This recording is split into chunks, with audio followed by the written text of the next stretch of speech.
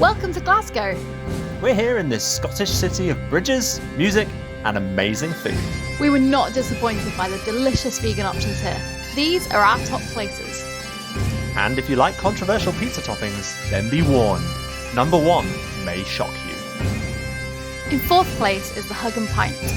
This rather unsuspecting looking bar is also a music venue. And in addition to that, they also have an entirely vegan food range. So there really is something for everyone. In addition to the great range of beverages available, their menu is full of Asian fusion dishes served tapas style. So grab 3 between 2, or the entire menu if you go with a big group like we did.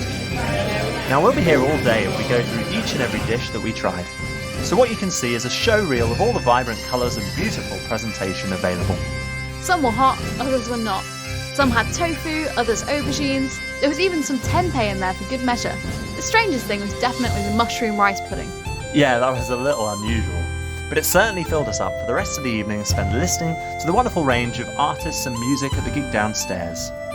Overall, the food was really fun and flavoursome experience. Relatively cheap when you share 3 dishes between 2 people at the per person price of £7 to £11. And because there was a gig on most nights, you can plan your visit around seeing some live music too. Third place goes to the Dabba. We arrived at this popular North Indian curry house on a rainy day, but the second we stepped inside it felt warm and welcoming. Despite having a regular full menu printed on a newspaper, they also complement it with a completely separate vegan menu, which is what we tucked into. We shared 2 curries, the first of which was the palak paneer, complete with their own homemade vegan paneer. The second of these was the meti ku mutta, a mushroom and pea curry.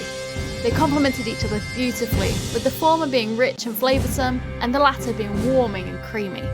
The highlight for me though was absolutely the naan bread, doughy and delightful. Overall, we really rated the Dabba, even though it was probably the most expensive meal we had in Glasgow. At £15 to £20 per person, the curry is a cut above your usual British curry house, and their outstanding vegan menu makes it all the more accessible for people like us. Up in second is the Glasvegan. This centrally located vegan cafe prides themselves on their healthier alternatives to fast food.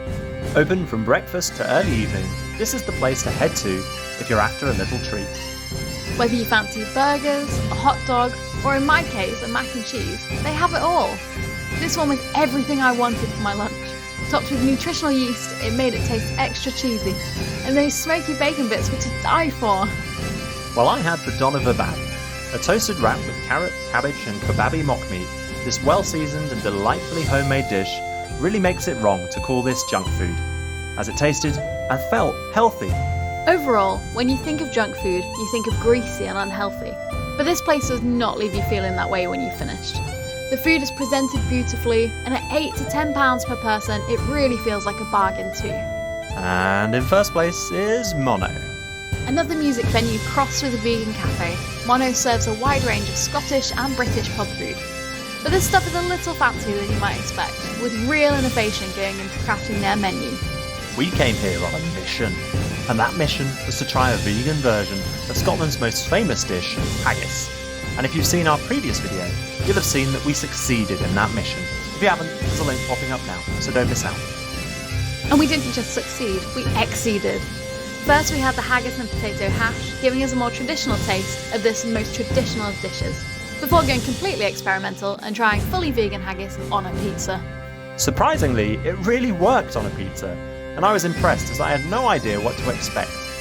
Nor did I expect to find in the adjacent room a huge record store, selling a wide range of vinyls, so another reason to go, if that's what you're into.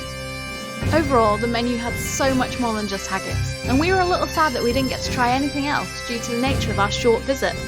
One thing's for sure, the price was again a very affordable £10 to £13 per meal. Do not miss this place, next time you're in Glasgow. Thank you so much for watching. If you didn't already know, we're on Instagram, Facebook, and have a website where you can read an extended blog on this topic. If you haven't already, please click the subscribe button, like this video, and check out our channel. We have lots more like this and even more in the pipeline.